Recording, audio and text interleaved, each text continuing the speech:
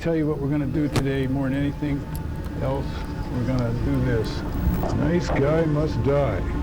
Nice guy must die. Nice guy must die.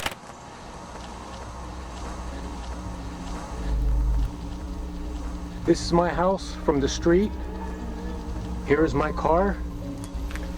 This is a 2-bedroom brick ranch, conveniently located. It's the final day of February 2008. A 47-year-old man living in Pittsburgh, Pennsylvania named Goerge Sodini publishes his very first video to YouTube under the channel MOS B46PGH. I paid $79,000 for this in 1996. That's considered a lot, believe it or not. The upload, titled How George Pittsburgh Lives, was almost like an old-school house tour of sorts, as George proudly displays the outside of his home, before then doing the same inside. Open it up. Oh, someone left it unlocked. That's not good. Inside, okay. Pan to the other side. Seemingly making a point of mentioning every minute feature in the otherwise dim and empty home. Here's my big screen TV. It's my computer, couch and chair, they match. Dining room set, shoebox full of old pictures.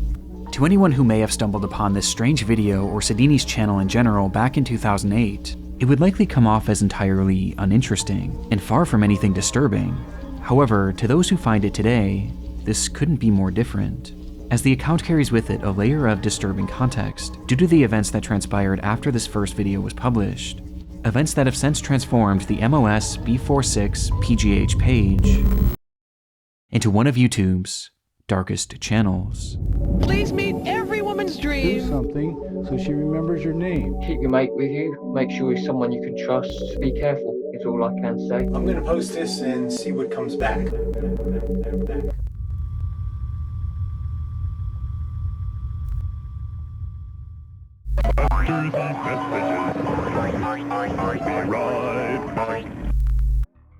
I'm sure most of you guys have heard about the TikTok ban at this point, and honestly there's something about it that's been bothering me. You or I could do a simple Google search and in a matter of seconds find countless different data broker websites where you can buy pretty much anyone's personal data for just a few bucks. And not only can anyone do that, but it's also perfectly legal. If you watched the news at all last year, you were bound to see countless different big companies with terrible security getting hacked and having their data leaked. But as much as those companies claim to be the victims, it was our data that was leaked onto the dark web. Data like your phone number, your email, your home address, and even your social security number. So if the government could ban TikTok over data privacy issues, then why aren't they doing more to protect us from these shady practices that are actually affecting our day-to-day lives? The reality is it's on us to take care of our own safety. And that's why I use Aura, today's sponsor. They identify these data brokers that sell my info online and submit opt-out requests on my behalf, as well as keeping an eye on the dark web for me, sending me alerts if they find out my personal information has been exposed. They'll even immediately give you a heads up if someone tries to use your data to access your credit or bank accounts. That kind of proactive protection is literally priceless nowadays. So if you're ready to take control of your online safety, go to my link at aura.com/NickCrowley to get your first 14 days completely free, which will give Aura more than enough time to see if any of your personal information is floating around out there on the web. Don't wait until it's too late. Protect yourself today.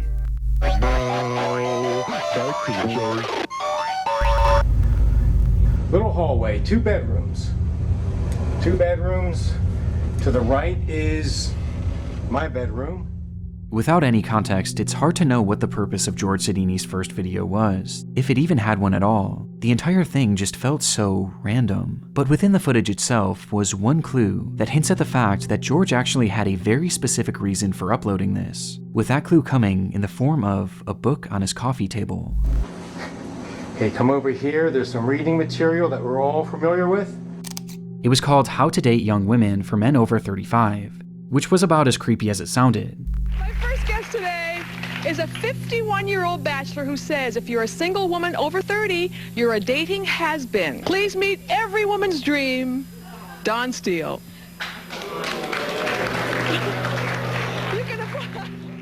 Its author, Don Steele, had made a living as a dating counselor and life coach, creating various books and programs that were geared towards socially awkward men, exploiting them with the promise that someday they'll be able to get the younger girl of their dreams, even after they reached middle adulthood, and all that they had to do was pay for his course, pay for the book, and dedicate themselves to becoming more desirable. And Goerge Sodini was the perfect target. Despite having a successful career as a systems analyst at a law firm, he struggled to maintain any relationships with the women that he met. It had been well over a decade since he last had a girlfriend, and despite desperately wanting one, Goerge just seemed to lack the ability to connect with women on any level, even as just friends. And as his isolation began to grow, so too did his obsession with finding a girlfriend. Goerge had nearly given up these pursuits too, until he was introduced to Don Steele's course, viewing the program as his last real shot at human connection, obsessively reading the book to the point that he was supposedly able to recite passages by memory alone. On top of this, he would also attend many of this supposed guru's in-person seminars, with some of his visits even being captured on camera and later posted onto Don Steele's YouTube channel. It used to be down here. It was called a codpiece, and it's gradually over the years moved up here. So it's red like an erect you-know-what. And it was in these courses where Goerge was subjected to all sorts of bizarre and unsettling ideology. Turn around here, look at me, and I'm going to tell you what we're going to do today more than anything else. We're going to do this. Nice guy must die. But despite agreeing with this man wholeheartedly and following all of his work, Goerge was still making very little progress, which was evident by the footage of him attending these seminars, as he appears incredibly nervous and kept mainly to himself. And so, recognizing that Goerge had much to improve on, he was given an assignment by one of his instructors. He was told to film a video of his house, so that the instructors and everyone else in the class could see if he was really making himself and his environment desirable enough to any woman who might come over. Okay, couch and chair, they match. The woman will really be impressed. Knowing this, the footage feels so much lonelier, as it was almost like he was trying to sell his way of living as being good enough for a partner that he was really no closer to finding. There's something so depressing about it. And this wasn't his only video.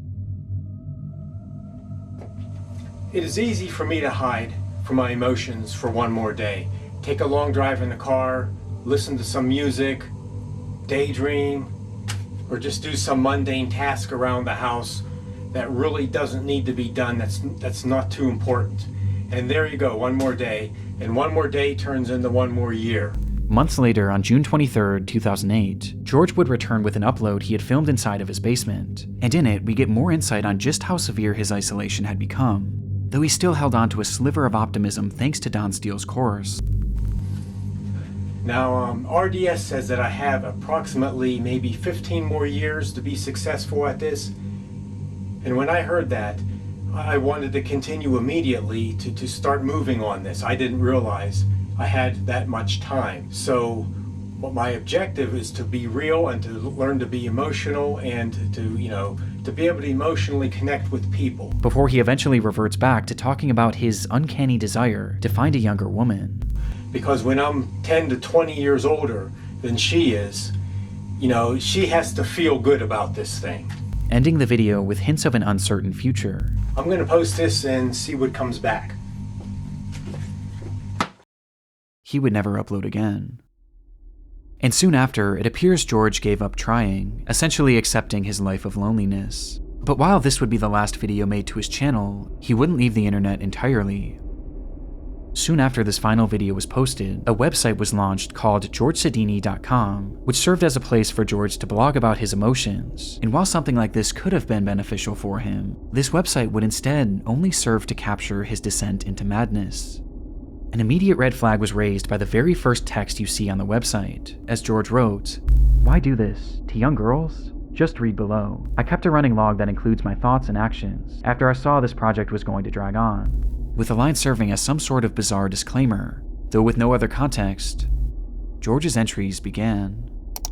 December 22nd, 2008. Time is moving along. Plan to have this done already. I will just keep a running log here as time passes. Many of the young girls here look so beautiful as to not be human. Very edible. After joining this gym, started lifting weights and like it. This early post encapsulates what this blog would be focused on. Young women he would see throughout the day, his time at the gym, and his plan. This plan was never expressly stated on the website, but it was something he obsessed over, mentioning it in every single one of his posts and dubbing it the exit plan, even going as far as to provide a date and time for it, January 6th, 2009 at 8:15 p.m.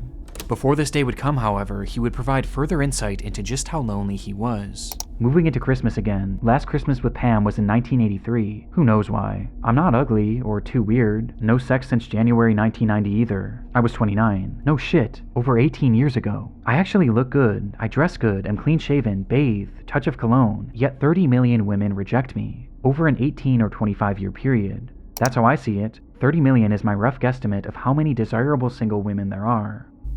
With several other posts of the same nature, the day eventually came for his big exit plan, January 6th, with George writing one message that afternoon. I can do this. This log is not detailed. It is only for confidence to do this. The future holds even less than what I have today. It is 6:40 p.m., about an hour and a half to go. God have mercy. I wish life could have been better for all, and the crazy world can somehow run smoother. I wish I had answers. Bye.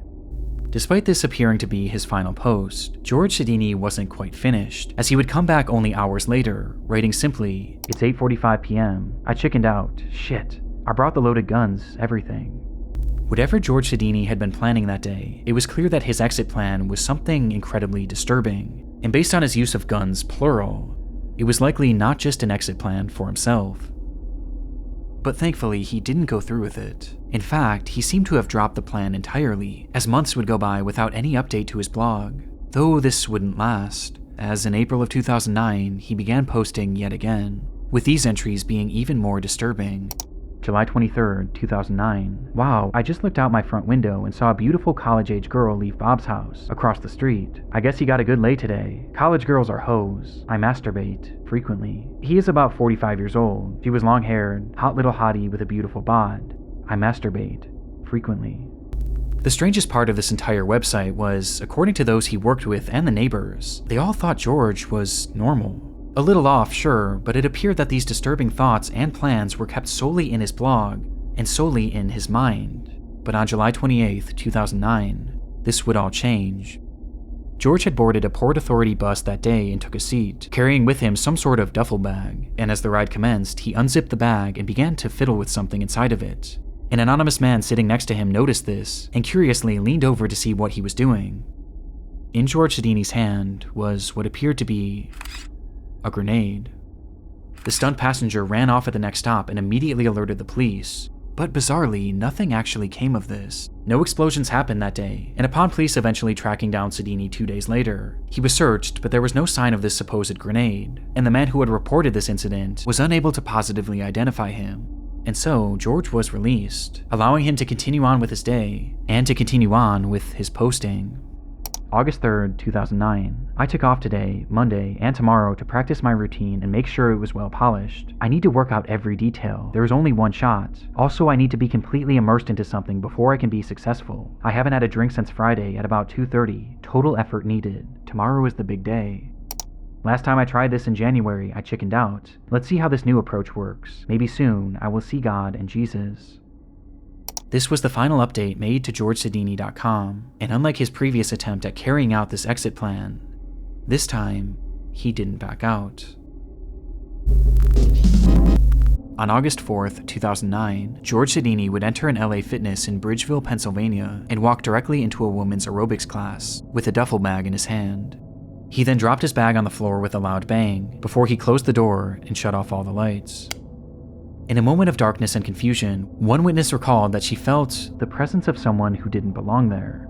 Before total panic would ensue, everyone was just screaming so loud. At first, I didn't even think shots were being fired. It was so surreal. At that moment, George Sodini had brandished 2 guns from his bag and opened fire on the group of 30, all of whom were women, which was entirely the point.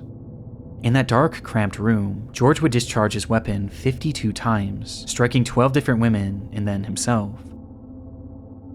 Of the injured, 49-year-old Elizabeth Gannon, 38-year-old Jody Billingsley, and 46-year-old Heidi Overmeyer would tragically lose their lives, while the others were left with permanent injuries, both physical and mental.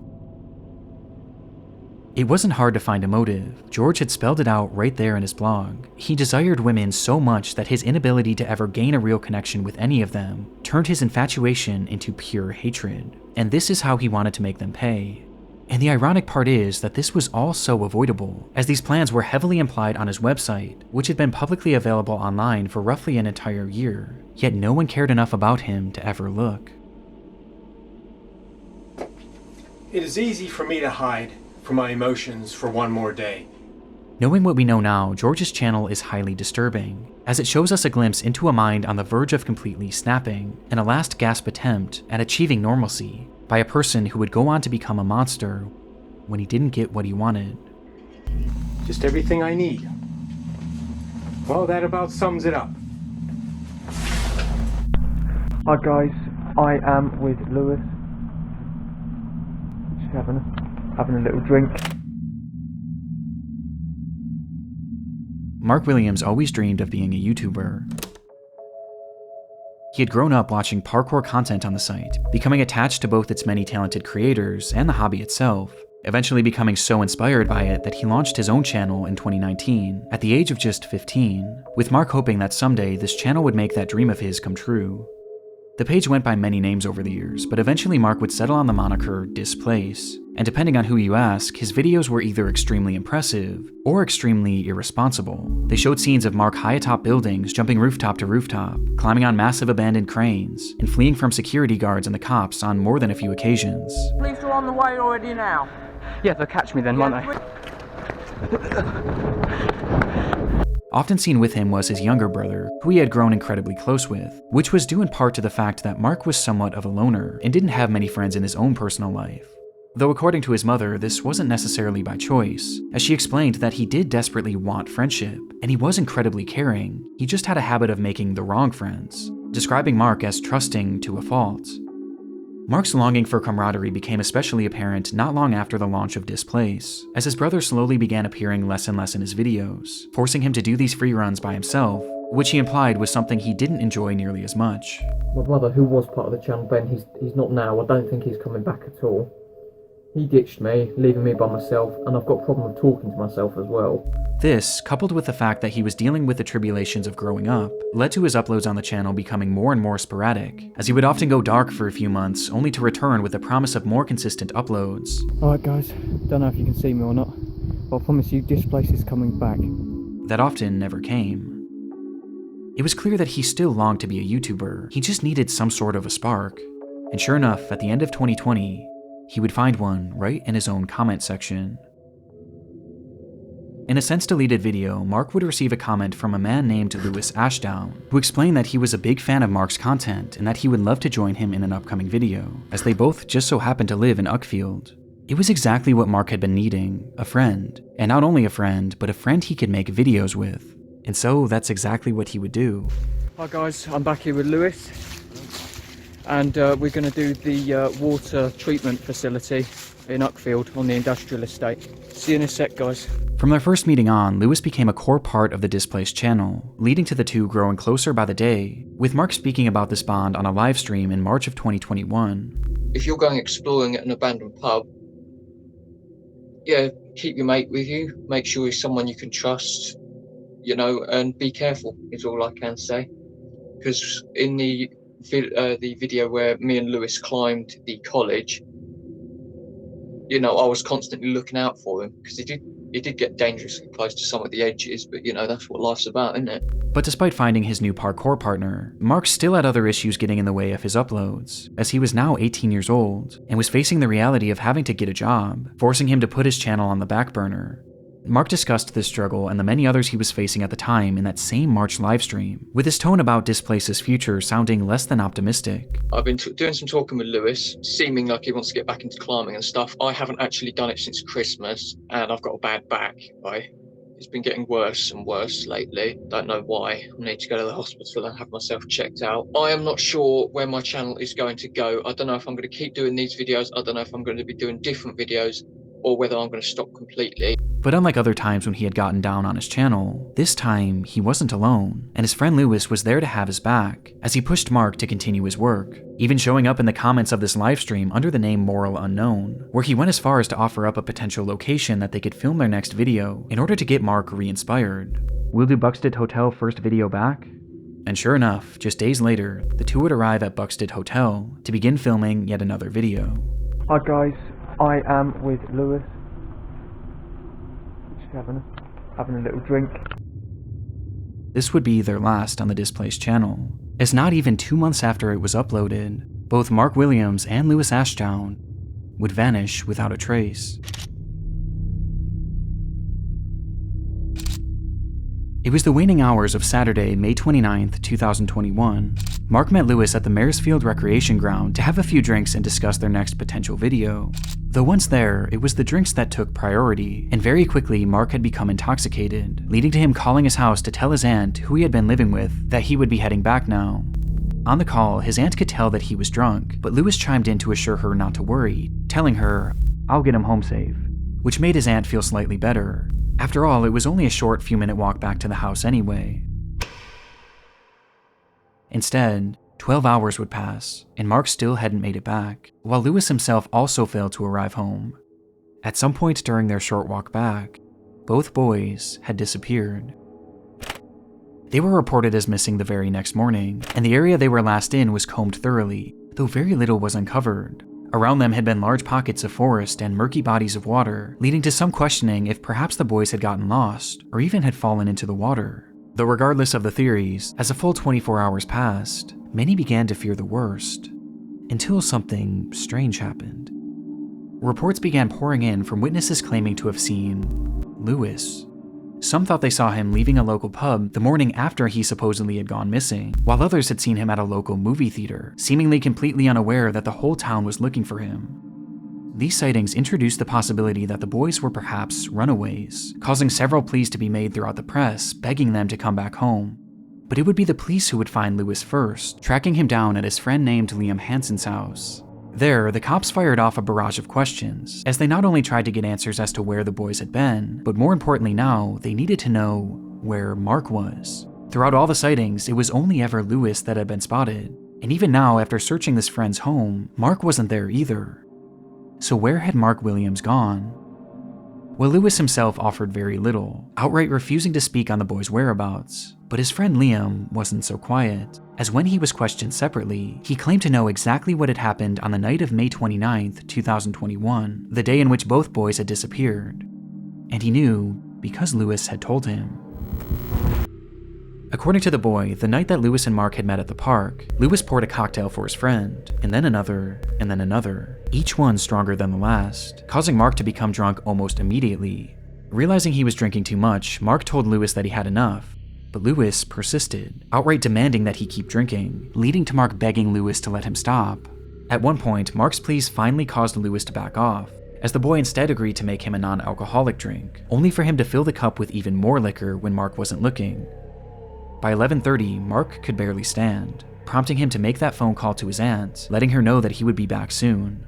Meanwhile, Lewis had been so preoccupied with getting his friend drunk that he was still fairly sober at this point, and in his sober state, he promised Marc's aunt that he would get him home safe.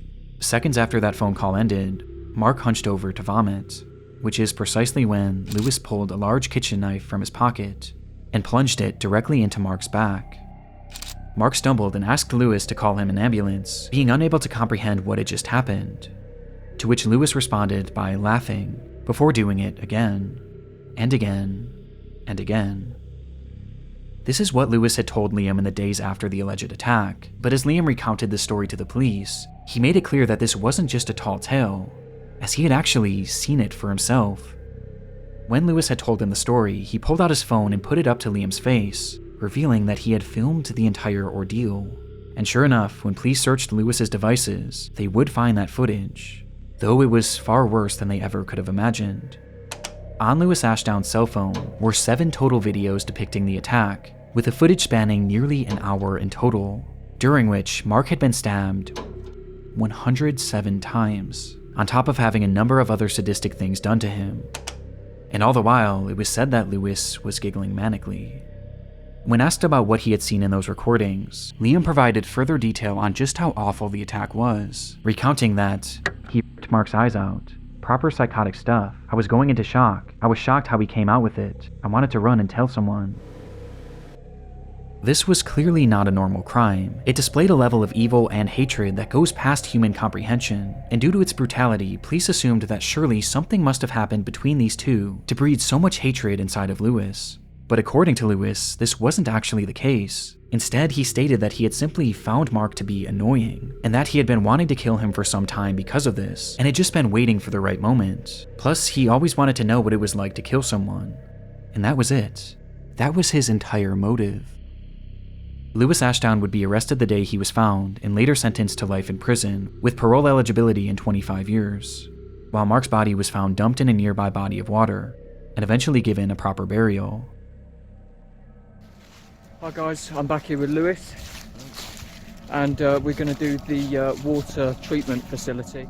With this context, Marc's channel is utterly devastating. All he wanted was a friend to film videos with, but sure enough, as his mother had warned, he was trusting to a fault. If you're going exploring at an abandoned pub, yeah, keep your mate with you, make sure he's someone you can trust, you know, and be careful.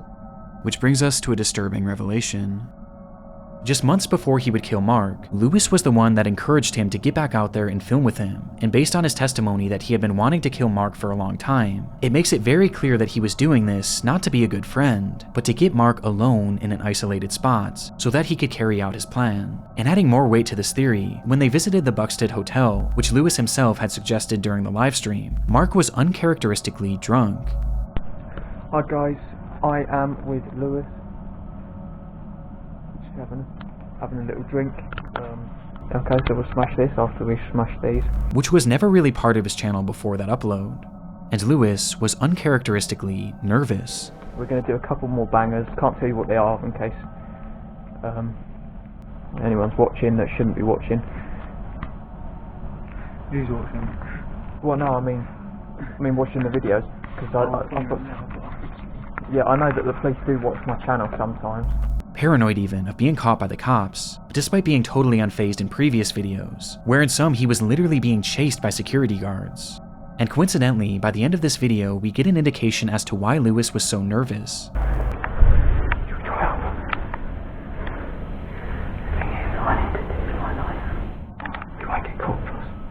Because he had been carrying a knife. All this leads me to believe that that night, Lewis pushed Marc to film a video in an abandoned location, then got him drunk, and was going to carry through with the murder, before eventually backing out for unknown reasons. And all the while, Marc was completely unaware, never once suspecting that the man he had been filming with had secretly been plotting to kill him, and one day would actually go through with it. Okay, I'll wrap it up now then, guys. Yeah, I'll see ya. I'm going to try and stay on this side and go across. Well, this should be quite amusing. Enjoy!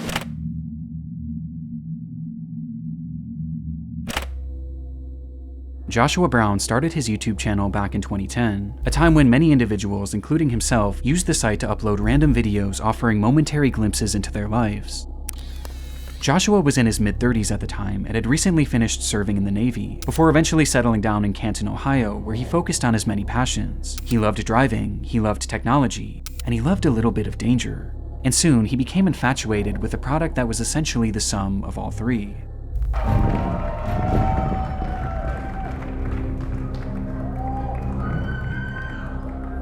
For Joshua, these electric vehicles were a technological marvel and the future of the automotive industry, and he dreamed of one day having one, with that dream eventually coming true in 2015 when he would purchase his very own Tesla Model S that would eventually become his life and his YouTube channel's primary focus. He began uploading videos of his new car immediately, but rather than these focusing on the vehicle itself, it was its most controversial feature that interested him the most: Autopilot. The feature had become available for Tesla drivers in October of 2015, which is exactly when Joshua purchased his car and began uploading these videos showcasing its possibilities. It takes all the stress out of it. Get to your destination slightly slower, but hey, at least now you don't have to worry about anything. It's just let it go. He wanted to essentially be a pioneer, providing an overview of what self-driving was really all about, breaking down the specifics and showcasing a variety of unique situations that you might find yourself in if you were to use this driving mode yourself. This section in here is going to be very, very difficult for the car to handle. We're filming this just so that you can see scenarios where the car does not do well, so that you've got something to judge off of it when you're driving on your own. And he tried to make a point of doing so safely, as he never used the camera behind the wheel, and always had someone helping him to avoid any accidents. But But despite his focus on safety, it was clear that he was pushing the capabilities of this brand new technology, as at this point it was still in its infancy, with one of the more glaring red flags being the placement of his hands. Here we are, stop and go traffic on 271, and geez, car's doing it all itself. When Joshua was shown driving, he hardly ever had his hands on the wheel, as he said he wanted to get the true experience of self-driving. This was something that Tesla had actually adamantly advised against, and even had visual and audible warnings if it detected that your hands were off the steering wheel. But Joshua seemed to find a workaround, as he instead used his legs to avoid tripping the sensor, while keeping his hands close by, ready to grab the wheel in case of an emergency. How I actually do it is so that it is really actually hands-free, is I keep my knees up, because the tack works pretty good, but I can still get my foot down to a brake, and just keep it like this, because you can react so quickly. It was clear that Joshua truly believed that this car that was driving him was safe, and this belief was only strengthened on April 5th of 2016. That day, Joshua had been driving his car on the interstate when a large truck suddenly merged into his lane, with its driver not even seeing his car. And before Joshua could even react, the autopilot kicked in and veered out of the way, avoiding what would have been a certain collision. Amazed by the event, Joshua would upload dashcam footage of the close call to his YouTube channel, where he praised the vehicle's response. "Tessie did great. Excellent job, Elon." This video would immediately go viral, exploding to over 4 million views between the two versions that Joshua had posted. But while the response to this video was overwhelming, especially for a channel that was accustomed to getting just a few hundred views, there was one response in particular that impacted Joshua the most. As Tesla's owner, Elon Musk, would repost the video on Twitter. Stunned by the tweet, Joshua would later state, "For something to catch Elon Musk's eye, I can die and go to heaven now." He had no way of knowing then, but this would not be the last time that Elon Musk would tweet about him, though his next feature would be under much different circumstances.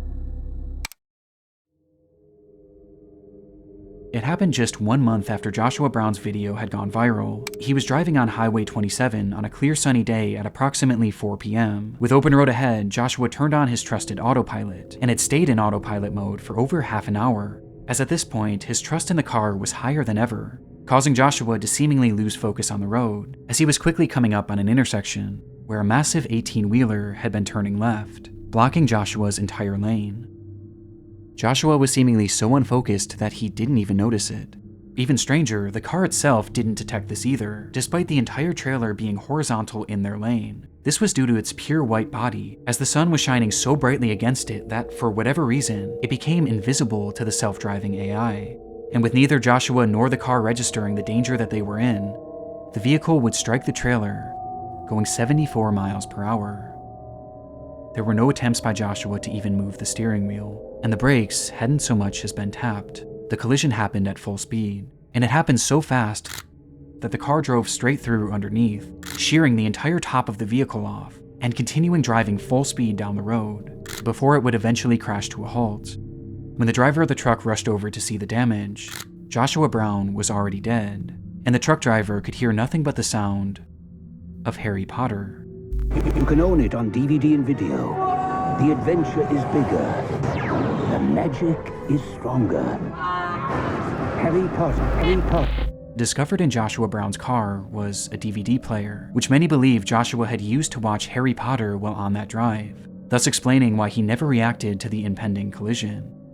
Now, this is something that has been disputed by his family, and ultimately it doesn't seem to have been fully proven or disproven. But in the end, the fault of the accident was placed mainly on the driver of the truck, who had made that left turn, and Joshua Brown, who had failed to pay attention to the road, as it was revealed that during his 37-minute drive, he only had his hands on the wheel for just 25 total seconds. Joshua Brown always wanted to be part of the innovation of Tesla's Autopilot, and in doing so, he wrote himself into the history books as being the first person to ever perish in a self-driving accident. And while this is no doubt a tragedy, his death has led to numerous safety improvements and a better understanding of the self-driving technology that he had given his life to study.